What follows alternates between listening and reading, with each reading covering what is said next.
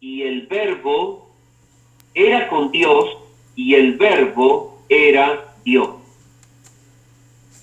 Este era en el principio con Dios. Todas las cosas por Él fueron hechas. Lo que ha sido hecho fue hecho. En Él estaba la vida, y la vida era la luz de los hombres. La luz en las tinieblas resplandece, y las tinieblas traen. Hubo un hombre enviado de Dios, el cual se llamaba Juan. Este vino por testimonio, para que diese testimonio de la luz. A todos creyesen por él. No era él la luz, sino para que diese testimonio de la luz. Aquella luz verdadera que alumbra a todo hombre venía a este mundo. En el mundo estaba, y el mundo por él fue hecho, pero el mundo no le conoció. Versículo 11. A los suyos vino, y los suyos no le recibieron. Mas a todos los que le recibieron, a los que creen en su nombre, les dio potestad de ser hechos hijos de Dios, los cuales no son engendrados de sangre, ni de voluntad de carne, ni de voluntad de varón, sino de Dios. Y aquel Verbo fue hecho carne, y habitó entre nosotros, y vimos su gloria, gloria como del unigénito del Padre, lleno de gracia y de verdad.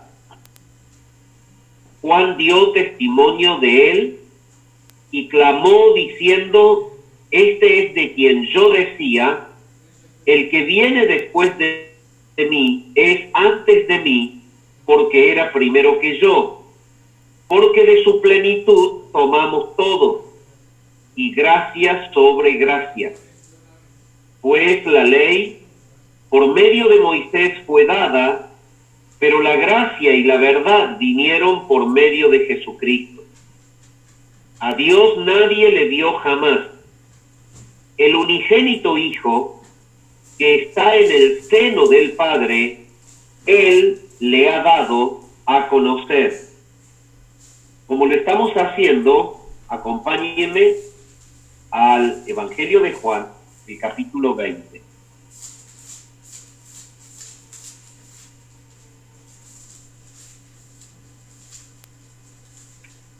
Versículo 30 y 31 dice: además hizo además Jesús muchas otras señales en presencia de sus discípulos, las cuales no están escritas en este libro, pero estas se han escrito para que creáis que Jesús es el Cristo, el Hijo de Dios, y para que creyendo tengáis vida en su nombre. Bien, mis amados, estamos en el desarrollo del prólogo del Evangelio de Juan. Podemos decir que este prólogo se extiende desde el versículo 1 al 18, tal como lo hemos leído. Y como venimos haciendo mención, el prólogo de Juan está ligado significativo del propósito del Evangelio, que es el último que acabamos de leer, es decir, el capítulo 20 y el versículo 30 y 31, es la parte del Evangelio, los versículos del Evangelio, que lo que hacen es comentar el propósito real del Evangelio. Y habíamos estado viendo el propósito de este Evangelio, que es único, diferente a los otros tres, que está fuera de la calificación de ser un evangelio sinóptico, porque no contiene sinopsis de la vida de Jesús, sino que es como un enfoque celestial del Verbo hecho carne es una presentación celestial de Dios hecho hombre, y este tiene el propósito de poder mostrar al lector quién es verdaderamente Jesús. El propósito que tiene es entonces apologético, escatológico y evangelístico. En el versículo 20, en el capítulo 20, perdón, y el versículo 30 y 31, leíamos que las cosas que se escribieron en el Evangelio se han escrito para que crea el que lee el Evangelio, que Jesús es el Cristo, el Hijo de Dios, y para que creyendo tengan vida. Cuando dice que Jesús es el Cristo, es un propósito que el Cristo prometido por los profetas en el antiguo pacto es el Cristo del cual él está hablando en el es Dios hecho carne. Cuando dice que él es el Cristo, el Hijo de Dios, tiene un propósito netamente apologético, porque está mostrándole no solamente a los judíos, sino a los griegos, que Jesús es el Hijo de Dios. Entonces, esto tiene un propósito que es apologético porque es la defensa propia de la verdad, en el sentido de que se opone el Evangelio de Juan a corrientes que en el primer siglo comenzaron a circular, que pretendían la divinidad del Verbo y que pretendían negar que verdaderamente Jesús había venido en carne. Entonces, las mentes de la cultura grecorromana, sumamente influenciada por el concepto filosófico griego de lo que era el logos, como una fuerza impersonal de la cual habían surgido todas las cosas, estaba siendo directamente mostrando que el Verbo en sí es Dios, es un ser absolutamente personal, único, Dios creador, y es el que se hizo carne. Cuando él dice que el Verbo es el Cristo, que Jesús es el Cristo, le está demostrando a las mentes hebreas, que estaban justamente influenciadas por la corriente judaizante, que realmente el Mesías había venido y que se había encarnado en la persona de Jesús. Entonces el Hijo de Dios es el Mesías prometido escatológicamente y es Dios apologéticamente. Y entonces lo que habíamos estado viendo es que este era el vínculo entre el texto que muestra el desarrollo del Evangelio, en el sentido de que muestra el propósito del Evangelio, y el prólogo. Entonces, cuando empezamos a desarrollar el prólogo, habíamos empezado a leer el primer versículo, la primera línea que dice: en el principio era el Verbo. Y entonces, la palabra estaba justamente allí, lo habíamos visto en la reunión pasada, mostrando a los griegos que el Verbo era mucho más profundo de lo que en realidad ellos en la filosofía lo podían expresar, que iba mucho más allá del concepto de un ser impersonal o de una fuerza de la cual emanaban las cosas, sino que el Verbo era totalmente personal, infinitamente inteligente, que tenía voluntad, decreto, que tenía poder creador, y que él era el agente responsable por medio del cual todas las cosas habían llegado a existir, habían llegado a ser. Entonces, a los griegos les enseñó esto, pero habíamos estado viendo en la reunión anterior que el propósito del prólogo para los hebreos era hacer el vínculo entre la palabra que los hebreos tenían como la autoridad de Dios, para de Dios mismo, que presentaba en sí poder y sabiduría divino, era justamente la misma palabra, pero hecha carne. Entonces, el prólogo tiene prácticamente un direccionamiento dual, podríamos decir, que abarcaba a toda la población posible a la cual el Evangelio le llegaba en lo que era su cultura y lo que era su formación religiosa. Entonces, habiendo dicho esto, mencionamos cómo es que a los hebreos Juan les muestra que el Jesús pregonado en el antiguo pacto, que es justamente la palabra de Dios, que estuvo presente en aquellos sucesos principales y preponderantes de la formación del pueblo hebreo, es la misma palabra que ahora se ha encarnado para mostrar a Dios en carne. Y que Él es justamente el ser en el cual se debe creer para poder superar la muerte en el delito y en el pecado.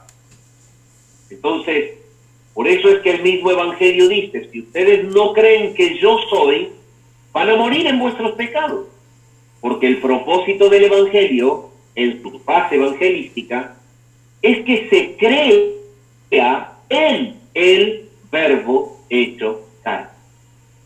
No el Jesús histórico, no el Jesús idealizado, no el Jesús que propone la religión, sino el verdadero Señor y Salvador de todo aquel que en Él cree, que es el Verbo de Dios ocupando un cuerpo de carne.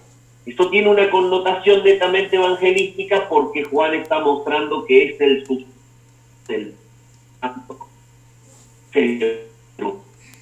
sustituto del pueblo santo, es el Dios invisible, eterno, que se ha dado a conocer de una manera clara, concisa, la manera más evidente en la cual Él se podía dar a conocer, que es encarnarse y tomar forma humana, es decir, tener cara, ojos, oreja, boca, nariz, brazos, piernas. Él era un cuerpo semejante al nuestro.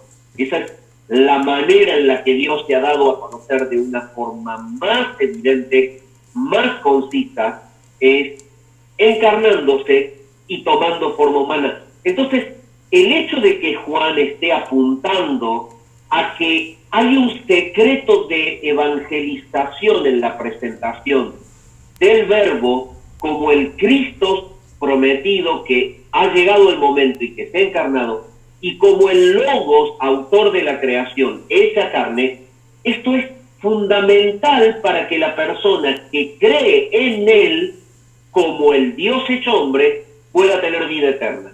¿Por qué? Y porque va a creer que es enviado del Padre, va a creer que es divino como el Padre, va a creer que es encarnado porque toma nuestro lugar en la cruz, va a creer en el fundamento del Evangelio si cree en que Jesús es el Cristo profetizado y si cree que Jesús es el Verbo encarnado.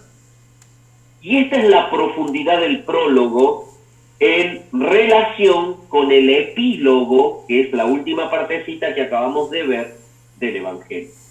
Y entonces en el desarrollo vimos que justamente lo que hace Juan es vincularlos a los hebreos, ¿sí?, que negaban o cuestionaban que Cristo sea la palabra encarnada, los lleva a recordar todos los sucesos puntuales en donde Dios, por medio de su palabra, obró para formar a Israel. Y estuvimos viendo el inicio con el pacto abrahámico en Génesis 15:1. Estuvimos viendo que la palabra es la que comunicó a los israelitas la ley, los 10 mandamientos, en Éxodos 24, 3 y 4, en Deuteronomio 5, 5, en Éxodos 34, 28, en Deuteronomio 9, 10. Después, en tercer lugar, estuvimos viendo que Él estuvo presente en la construcción del templo de Salomón. Entonces, noten ustedes cómo la palabra misma viene acompañando los sucesos principales de la formación de Israel. El llamado de Abraham es a través del verbo. A él se le apareció Jehová y le habló Jehová, el mismo que se le apareció a Moisés cuando lo llamó.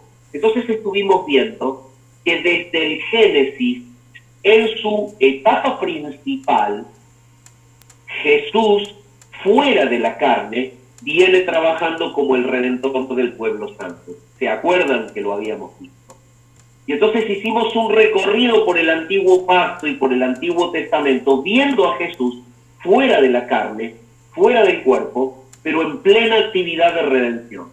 Y los hebreos procuran vincular esta realidad para que entiendan que hay que creer en ese Jesús. El Jesús que se hizo carne, el que fue profetizado, pero el que viene trabajando para formarlos a ustedes como pueblo. Y entonces también vimos que no solamente estuvo en la comunicación de los 10 mandamientos, en la construcción del templo de Salomón, vimos que él, en la época ya de los reyes, es el que reveló a Samuel, o se reveló a Samuel. Entonces, él se revela al profeta Samuel y también él preanuncia el juicio sobre la casa de Elí. Todos los sucesos que son puntuales del desarrollo de Israel en sus distintas etapas, la etapa formativa, la etapa de también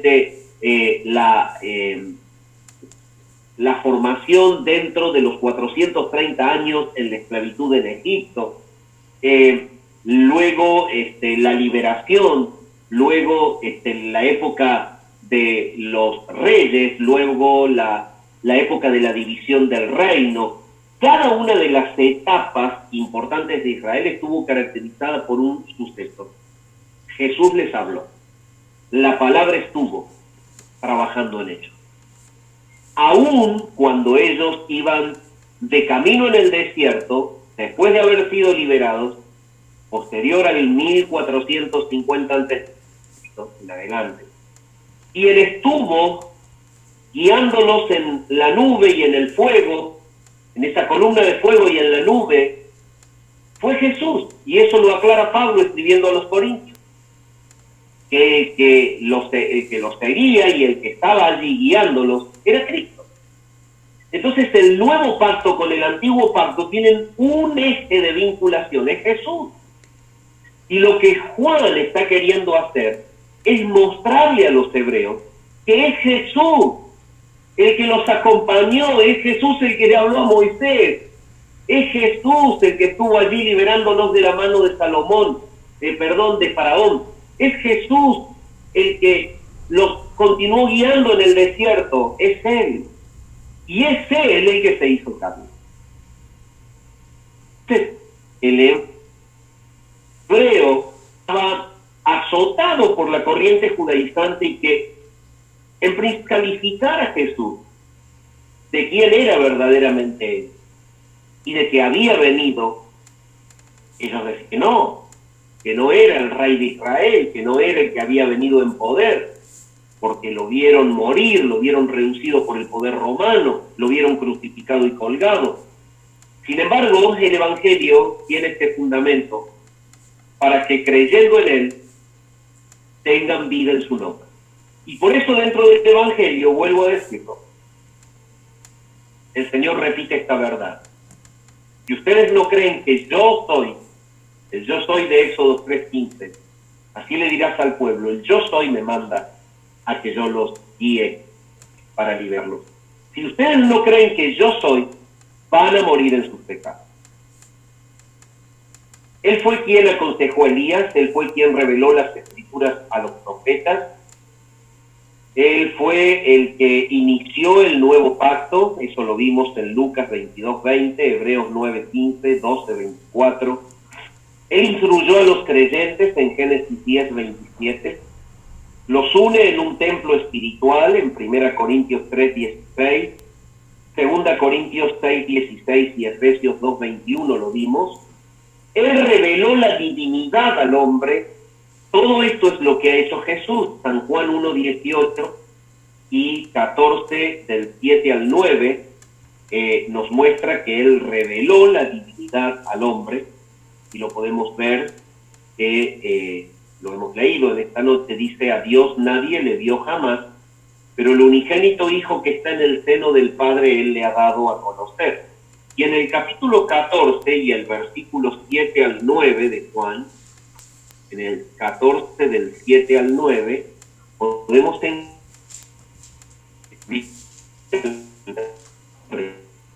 entonces, esto es lo que Juan está queriendo mostrar. 14 del 7 al 9, nos dice así: si me conocieseis, también a mi Padre conoceríais, y desde ahora le conocéis y le habéis visto. Él está revelando al Padre. Felipe le dijo: Señor, muéstranos al Padre y nos basta. Y Jesús le dice, o le dijo: tanto tiempo hace que estoy con vosotros y no me has conocido. El que me ha visto a mí ha visto al Padre. ¿Cómo pues dices tú, muéstranos el Padre? ¿No creéis que yo estoy en el Padre y el Padre en mí? Entonces, podemos ver en estas dos expresiones del Evangelio de Juan, que obviamente luego las hemos de ver con detenimiento, que Jesús muestra al Padre. Entonces Él revela la divinidad al hombre. También Él juzga a quienes lo rechazan. En Juan 3:18 dice así: Jesús juzga a quien le rechaza. En Juan, el capítulo 3 y el versículo 18, dice lo siguiente.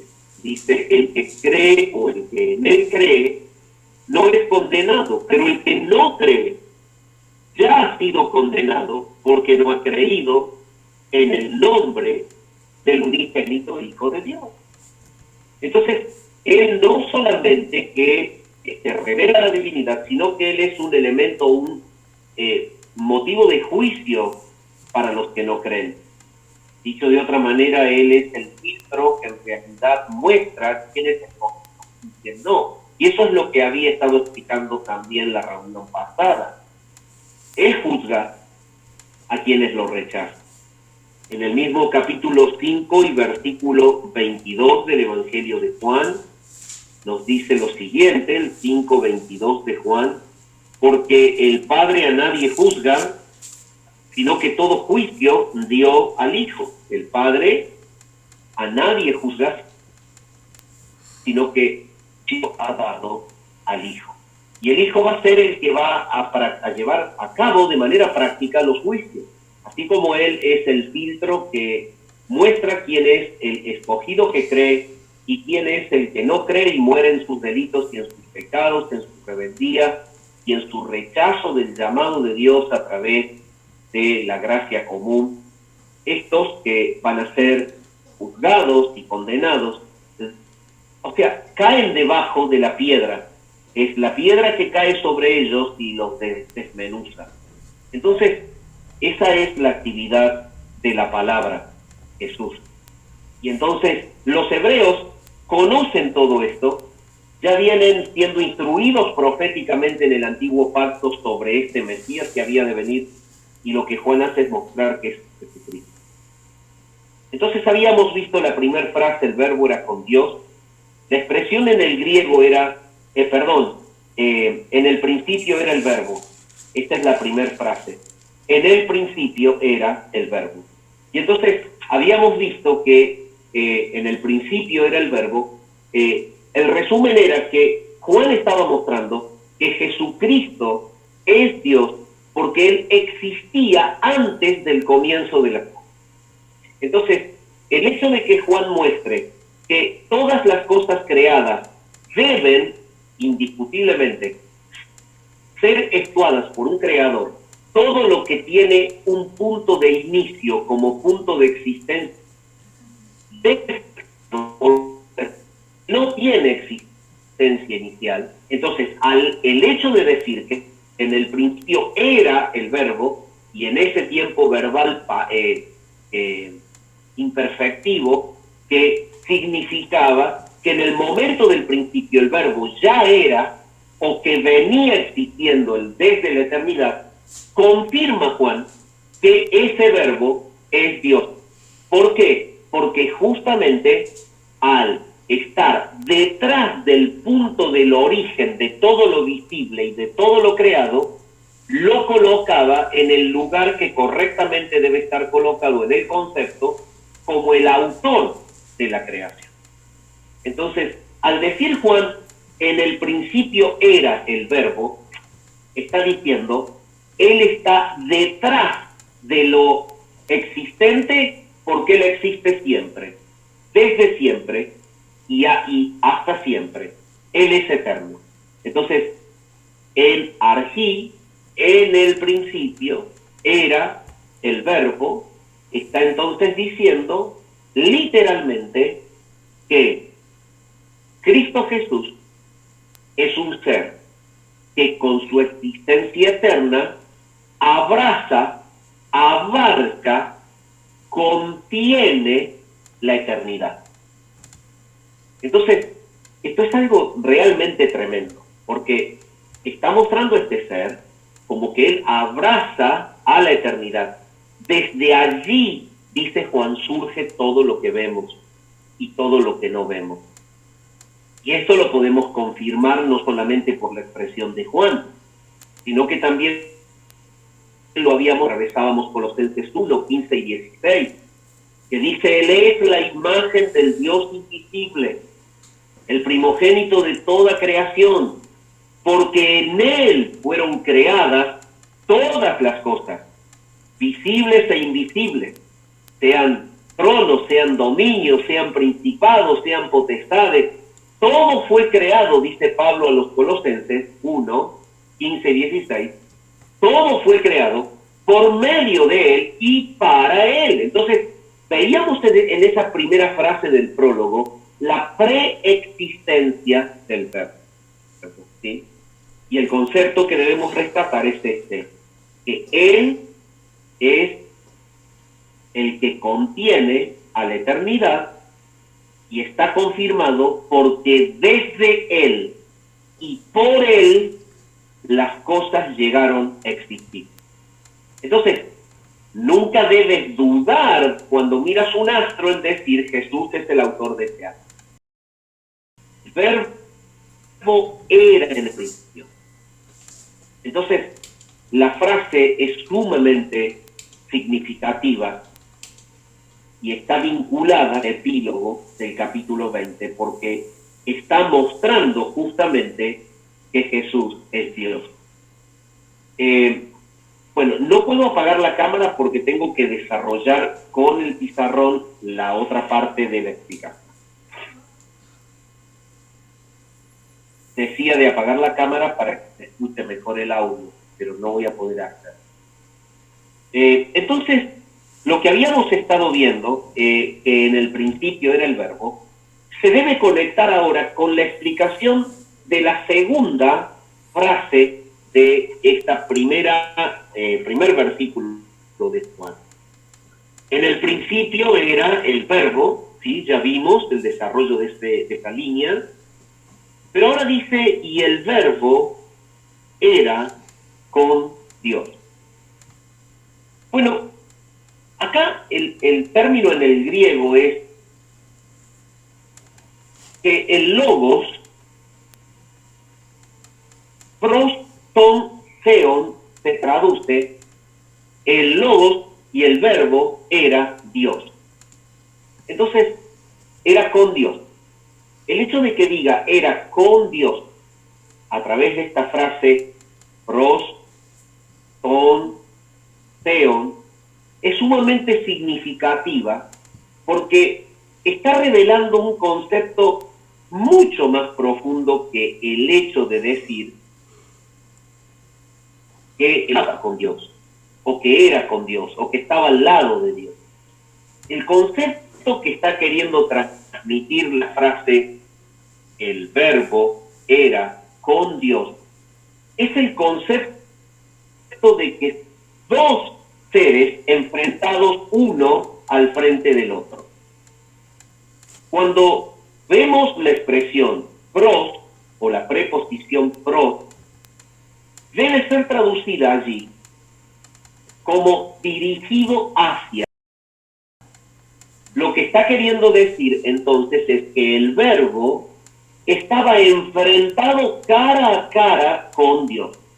Entonces el concepto de la Trinidad está siendo reforzado aquí, porque está mostrando que son dos personas individuales enfrentadas cara a cara, pero conformadoras de un único y mismo Dios. Entonces, el ímpetu del original aquí es tremendo, porque está hablando que no solamente el Verbo coexistía con el Padre, lo sitúa como un ser individual tan omnipotente como y presente como el Padre, tan omnisciente como el Padre. Esto está queriendo decir que al estar cara a cara, el Verbo es una persona individual que goza de propios y característicos de los cuales goza el Padre y que son los mismos de los cuales goza el Espíritu Santo, y lo constituye un ser individual independiente. No es un atributo de Dios, es Dios mismo, tiene la misma esencia del Padre. Último aspecto que podemos ver de la revelación de esta frase profunda del primer versículo es que no solamente que el Verbo era igual con el Padre, el Verbo era una persona diferente a la del Padre, sino que en última instancia también en el texto se está diciendo que el Verbo, al estar cara a cara o dirigido hacia el Padre, era un ser que estaba en plena concordancia con la voluntad del Padre.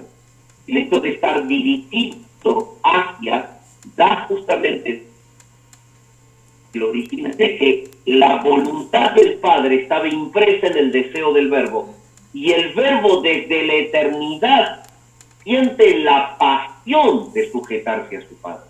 Entonces, este registro de Hebreos 10 está en concordancia con esta frase de Juan. Él estaba dirigido hacia, él estaba cara a cara con el Padre, él estaba sumiso en voluntad a su Padre durante toda la eternidad.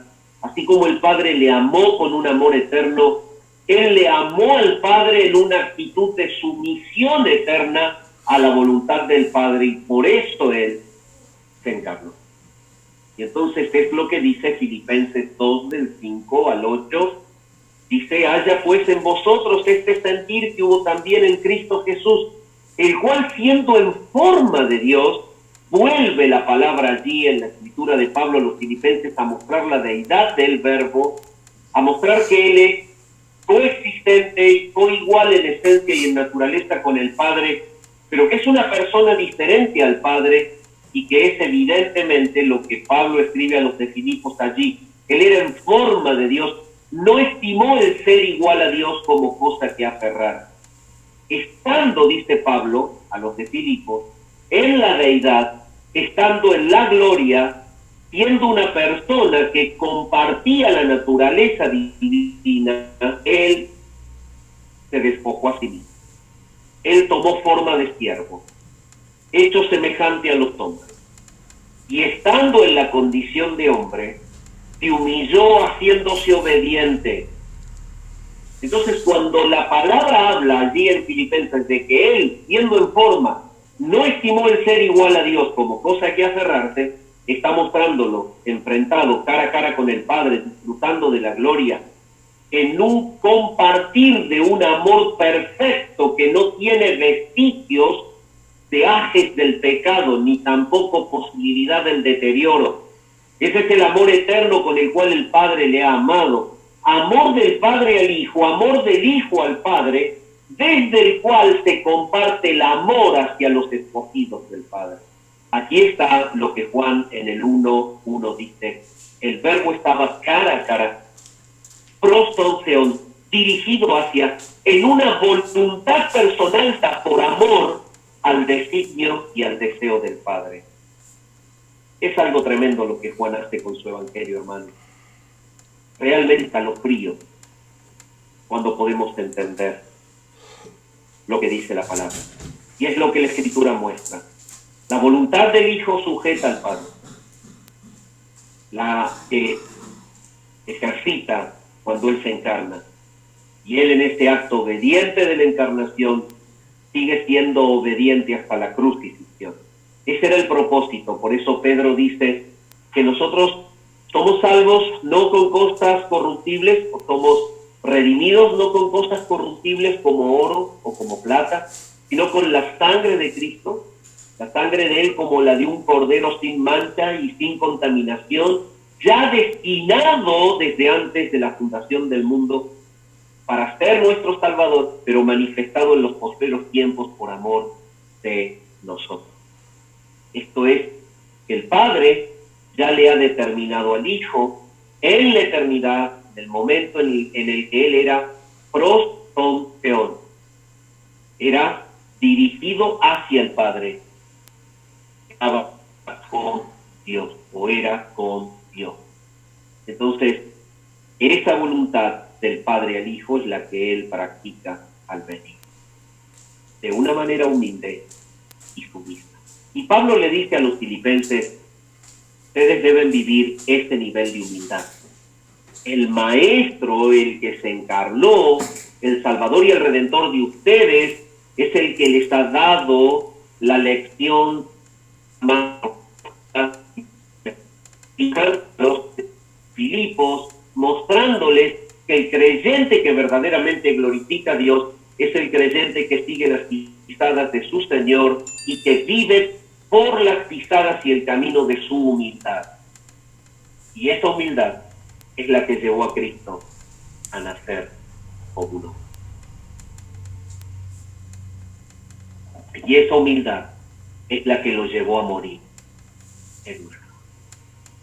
El punto es que podemos en esta noche tener esta reflexión y hacernos esta pregunta: ¿verdaderamente nosotros caminamos como cristianos la humildad de Jesús? Lo que aquí está revelando el evangelista Juan al decirnos que el Verbo era con Dios, estaba dirigido hacia Dios, que estaba enfrentado cara a cara de una manera sumisa y humilde, con una voluntad sujeta al Padre. ¿Es esa nuestra actitud para con Él? ¿Está nuestra vida totalmente y humildemente hacia la voluntad de Dios? ¿O somos creyentes altivos, soberbios, cuestionadores de la palabra, cuestionadores del mandato de Dios, que resistimos el mensaje de la Escritura? Bueno, somos llamados a ser como Cristo. Por eso dice la palabra, el que dice que permanece en Él debe andar como Él anduvo. Entonces, habiendo pasado por la segunda línea del Juan 1:1, entramos en el versículo, en la tercera línea del primer versículo, que dice, y el Verbo era Dios. Entonces, dice que el Verbo era con Dios, pero dice, y el Verbo era Dios. Esta es la expresión bíblica más clara, ¿sí?, reveladora de la deidad de Jesús, porque lo dice de manera literal. No obstante, es un texto muchas veces muy mal interpretado, en especial por la corriente arriana, de la cual vienen los testigos de Jehová en esta era moderna, en donde en su traducción del Nuevo Mundo de los testigos de Jehová, ellos traducen, y el Verbo era un Dios. Y quiero explicar justamente que en el original griego no hay asidero para poder traducir que Jesús era, o que el Verbo era un Dios en minúscula. Ellos aluden en esta expresión ¿sí?, de que el verbo era Dios, el nombre Dios está en minúscula y que no tiene un artículo de... ¿Cómo está en el original la expresión desde la cual se traduce y el verbo era Dios? En el original dice así: Theos o logos. Theos en ho logos. Entonces, cuando estamos en medio de esta expresión, Theos en ho logos, lo primero que tenemos que hacer para traducir correctamente es sustantivo precedido con un artículo. Y acá el sustantivo precedido con un artículo es el logos. Entonces el logos pasa a ser el sujeto de la oración. Esto siempre está unido al predicado a través de un verbo. Entonces, la manera de traducirlo correcta es que Dios, o que el verbo era un Dios, como hacen los testigos de Jehová, sino que la forma correcta de traducirlo es la siguiente: el sujeto primero, vinculado por el verbo, apuntando hacia el predicado. En este caso, Theos trabaja como un predicado, es decir, es justamente predicativo porque define al verbo, lo define en su cualidad, lo define como quien es. Entonces, vuelvo a repetir, ¿cómo podemos entonces tener el fundamento apologético para defendernos de los arrianos que golpean la puerta y que tratan, obviamente, de sembrar, que tratan de sembrar en Juan 1.1 diciendo que el verbo era un Dios en minúscula y descalifican a Cristo como Dios con todos sus atributos y lo limitan a ser un Dios con minúscula, creado, que tiene origen, que tiene principio, que es un ser inferior al Padre, que no es el Todopoderoso, que tiene cierto grado, pero no es el Todopoderoso. Todo esto viene de la herejía arriana. Entonces, ¿cómo hacemos para entender? Y entendiendo lo que dice el original. ¿Qué dice el original? Theos en ho logos. ¿Cuál es el sujeto? En la gramática griega siempre es el sujeto, el sustantivo que tiene artículo definido. No puede ser Dios. Estaría mal traducido decir Dios era el verbo. No. Porque en realidad Dios es un predicativo del sujeto. El predicativo, el predicado del sujeto, unido por el verbo en, que es era, es justamente el indicativo de que la naturaleza del verbo, que es el sujeto, es divina. Entonces, ¿esto cómo se traduce correctamente? Para los que les interesa, y es solamente una simple explicación muy superficial, lenguaje con el cual fue escrito el Nuevo Testamento, el griego argí. El verbo está dentro del sujeto. Es un predicativo que habla de ese sujeto, porque eso es lo que ocurre en cualquier oración con un predicado. El predicado define el sujeto, es decir, lo califica. En este caso, la traducción es el verbo era, y esa es la manera correcta de traducir, y por eso está bien traducido cuando en la Biblia encontramos el verbo era Dios. ¿Qué se le dice a un arriano? Se le dice claramente lo siguiente: la Escritura presenta al verbo como el sujeto y a Dios como ese predicado. Entonces no es ningún problema el hecho de que esté puesto con minúscula, simplemente está diciendo que ese verbo tiene la cualidad divina, era Dios. Y De esta manera podemos entender lo que la Escritura está diciendo allí.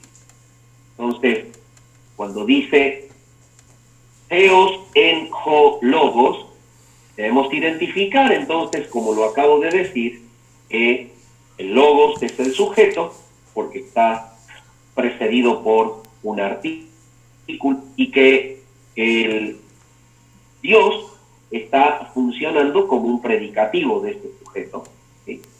Y entonces no se debe traducir de una forma errada, acusen de que él era un verbo divino o que el verbo era un Dios, sino que la Escritura dice el verbo era Dios. Y los falsos maestros están siendo anticipados aún por el Evangelio. Lo podemos ver en San Mateo capítulo 7, el versículo 15, ¿sí? San Mateo capítulo 7 y el versículo 15. ¿Qué dice el 7:15 de Mateo? Guardaos de los falsos profetas que vienen a vosotros con vestidos de ovejas, pero por dentro son lobos rapaces. Entonces Juan es un evangelio que contiene en sí material apologético, porque confirma la deidad de Jesús. Y se opone a la corriente que ya estaba circulando. Recordemos que Juan fue escrito entre el 80 y el 90 después de Cristo. O sea que estamos en un 80% del avance del primer siglo, ya casi entrando a la última década del primer siglo, para entrar ya al segundo siglo. Entonces la corriente hacía 40 años que venía sembrando mentiras en medio de las congregaciones.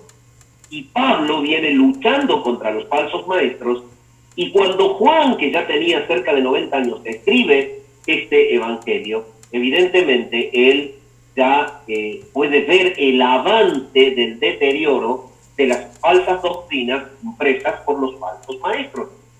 La corriente, digamos, de los falsos maestros, y la corriente judaizante que negaba justamente que Jesús era el Mesías enviado, así como la corriente del dualista negaba que el mundo hubiese surgido de un verbo inteligente personal, que era el Hijo de Dios. Los hebreos negaban que este Hijo de Dios sea el Mesías enviado. Entonces, Juan está atacando esto. Y Juan está dando material apologético para que entendamos que ataca la corriente de los falsos maestros. En Hechos 20:29, en la formación de la iglesia, lo podemos ver.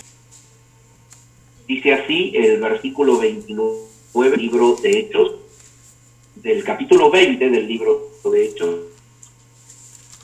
Yo sé que después de mi partida entrarán en medio de vosotros lobos rapaces. Rebaño. Entonces, aquí lo estamos viendo. Después de la partida van a entrar lobos rapaces en no rebaño. Entonces, ¿quién es el que dice esto? Dice el versículo 17 del mismo 20, enviando, hizo llamar a los ancianos de la iglesia. Cuando vinieron a él, les dijo: vosotros sabéis, ¿sí? Pablo los llama y les dice: vosotros sabéis cómo me he comportado entre vosotros todo el tiempo, desde el primer día que entré en Asia, sirví al Señor con humildad y con muchas lágrimas y pruebas que me han venido por las acechanzas de los judíos. Y cómo nada que fuese útil he rehuido de anunciaros y enseñaros públicamente y por las casas, testificando a judíos y a gentiles acerca del arrepentimiento para con Dios y de la Señor Jesucristo. Entonces, ahora he aquí ligado yo el espíritu, voy a Jerusalén, sin saber lo que allá me ha de acontecer, salvo que en el Espíritu Santo, por todas las, me da testimonio diciendo que me esperan prisiones y tribulaciones, pero en ninguna cosa o de ninguna cosa hago caso, ni estimo preciosa mi vida para mí mismo, con tal que acabe mi carrera con gozo, y el ministerio que recibí del Señor Jesús para dar testimonio del Evangelio por la gracia de Dios. Y ahora he aquí, yo sé que ninguno de vosotros, de todos vosotros, entre quienes he pasado predicando el reino de Dios, verá más mi rostro. Él iba a morir. Él sabía que se le acercaba la muerte, él fue decapitado. Entonces, estoy haciendo como un recorrido para ubicarnos en la historia de la formación de la iglesia en el primer siglo, para que vean que Pablo queda en la carretera antes que Juan. Él muere bastantes años antes, y Pablo ya está visionando que en su partido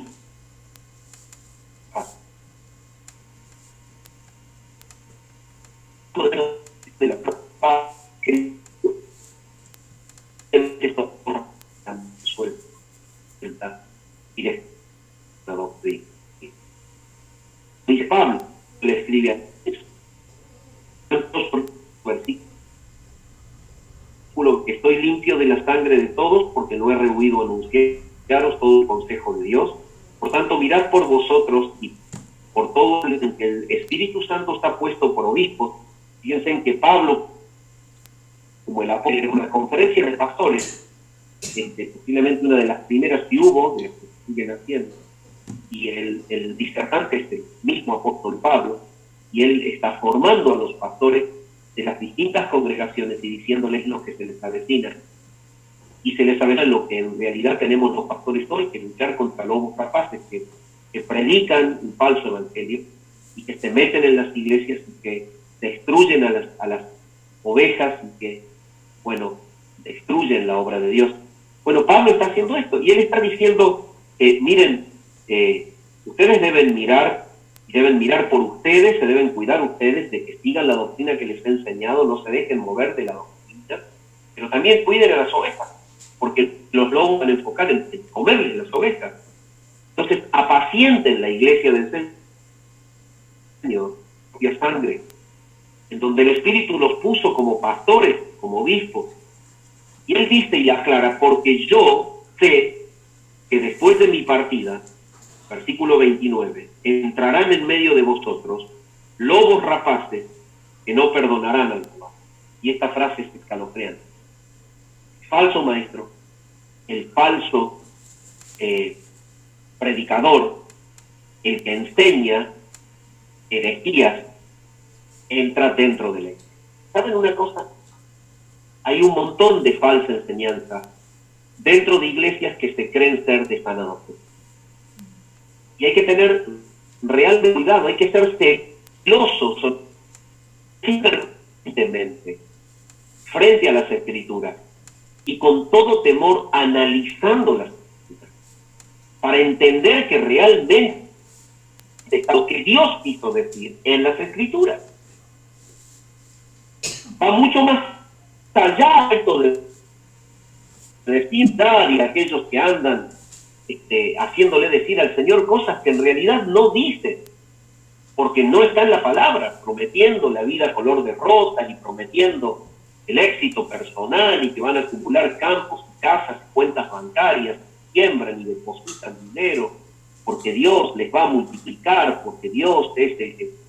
Mira, el Señor te va a dar lo que Él quiera darte. Vos lo que tenés que hacer es ser obediente.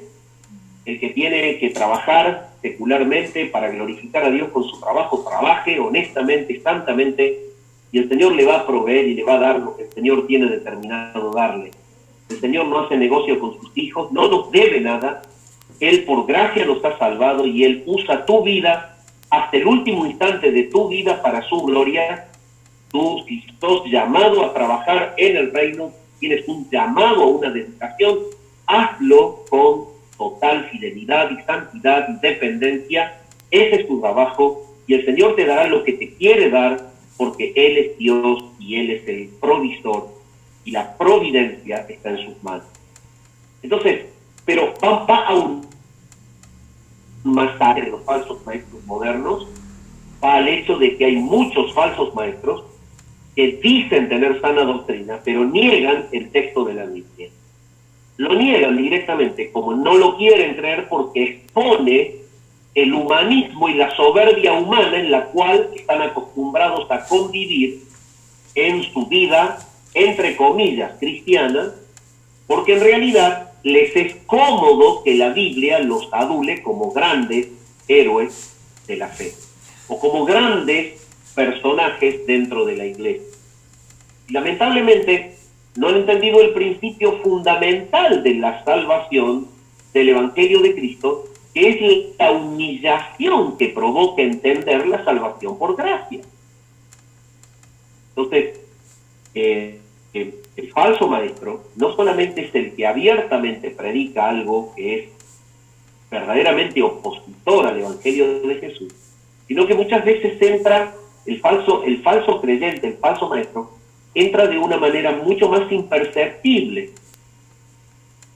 el aspecto de un buen maestro, pero con una intencionalidad del corazón de negar de manera lo que el texto dice en su origen. El punto es que Pablo dice, miren, yo estoy al punto de ser sacrificado. Esta es una conferencia de pastores en la que él diserta y los prepara y les dice, cuando yo no esté, la cosa se va a poner tremenda. Después lo volvemos a encontrar este mensaje en las cartas. Y la manera en la que Juan, ya al final del primer siglo, trata este tema es mostrando apologéticamente que el verbo era Dios. ¿Por qué muestra que el verbo era Dios? Por todo lo que vengo diciendo. Porque ya hacía rato que se venía metiendo en la iglesia el concepto de que él no era Dios. Entonces, esto es lo que el Evangelio está mostrando. Pablo también escribe antes de morir, posterior a esto, a los Gálatas, capítulo 1, el versículo 7 al 9.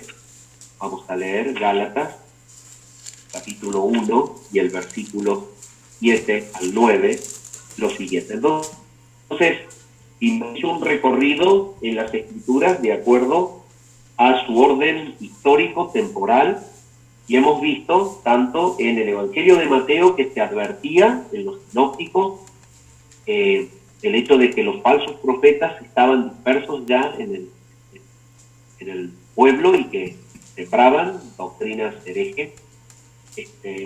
Luego, en el libro de los Hechos, a los pastores de las iglesias formadas se les dice, va a llegar el momento en el que yo no voy a estar para seguirles sembrando la sana doctrina y van a haber maestros falsos que van a intentar destruir, matar a las ovejas.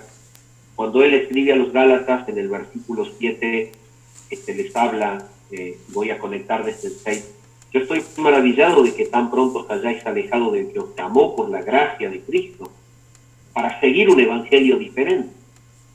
Pablo ya estaba luchando contra los falsos maestros que presentaban un evangelio diferente, que no era cristocéntrico, que estaba enfocado en el hombre, estaba enfocado quizás en la gloria personal. Y este es el punto que estoy tratando al referirme de que tristemente en la iglesia actual no hace falta que se predique el evangelio de la prosperidad para estar frente a falsos maestros.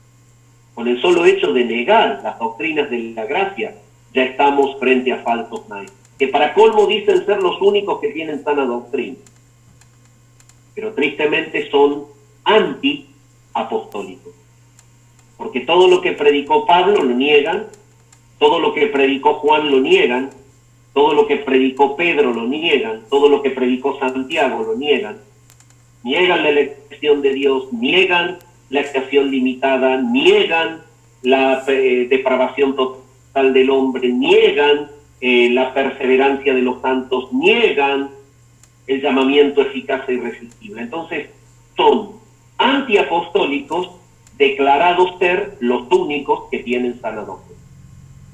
Y tristemente, quizás esa herejía de un evangelio humanista centrado en la determinación del hombre, en la decisión definitiva del hombre, como que Dios está limitado y postrado y está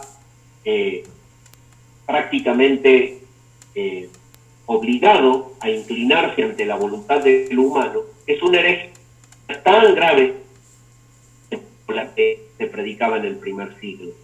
Y hay que tener cuidado, hay que tener mucho cuidado, porque también están bajo el manto de ser los que predican la verdad. Pero lamentablemente cuando abrimos las escrituras y nos colocamos frente a la escritura y podemos tener un diálogo con esta clase de personas, que la palabra les está diciendo blanco y ellos, de una manera rígida y antropocéntrica, enfocados en el hombre, la niegan. El primer está diciendo,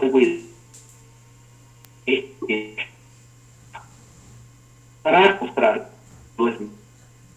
en realidad con el evangelio muestra el era Dios. Entonces a los Gálatas, como venimos leyendo, Pablo les dice, no que haya otro evangelio, sino que hay algunos que os perturban y quieren pervertir el evangelio de Cristo. Mas si aún nosotros o un ángel del cielo os anunciare otro evangelio diferente del que os hemos anunciado, sea anatema. Como antes hemos dicho, también ahora lo repito, si algunos predica diferente evangelio del que habéis recibido, bueno, evidentemente, esta corriente que estaba circulando, negaba que Jesús sea el Mesías enviado, y obviamente al negar que sea Dios, lo negaba como Salvador, como Redentor. Y bueno, evidentemente, la deformación de la doctrina apostólica con los años ha mutado a diversos mensajes contaminados que lo que hacen es desfigurar el verdadero evangelio. Pero mis amados, nos vamos a quedar con esto en esta noche. En primer lugar, el evangelio nos ha enseñado que nosotros debemos imitar a Jesús en su humildad absoluta, la cual lo inclinó desde la eternidad a la voluntad del Padre. Y de esta manera es que cuando creemos quién es Él en verdad, podemos superar el pecado. Pero el que no cree en Él como quien realmente Él es, Dios hecho carne, para pagar el precio del pecado del pueblo santo, al ser muerto en la cruz, este va a morir en sus pecados. Yo te llamo en esta noche al arrepentimiento. Cree en el Señor Jesús, pide perdón por tus pecados, clámale a Dios que Él te dé luz y te salve en esta noche, que te conceda fe y arrepentimiento para ser un miembro del pueblo santo, un escogido por gracia para la gloria de Dios. Padre, gracias por tu palabra en esta noche. Hemos visto que en el principio era el Verbo. Hemos visto la preexistencia del Verbo. Hemos visto que Él no tiene un punto de origen.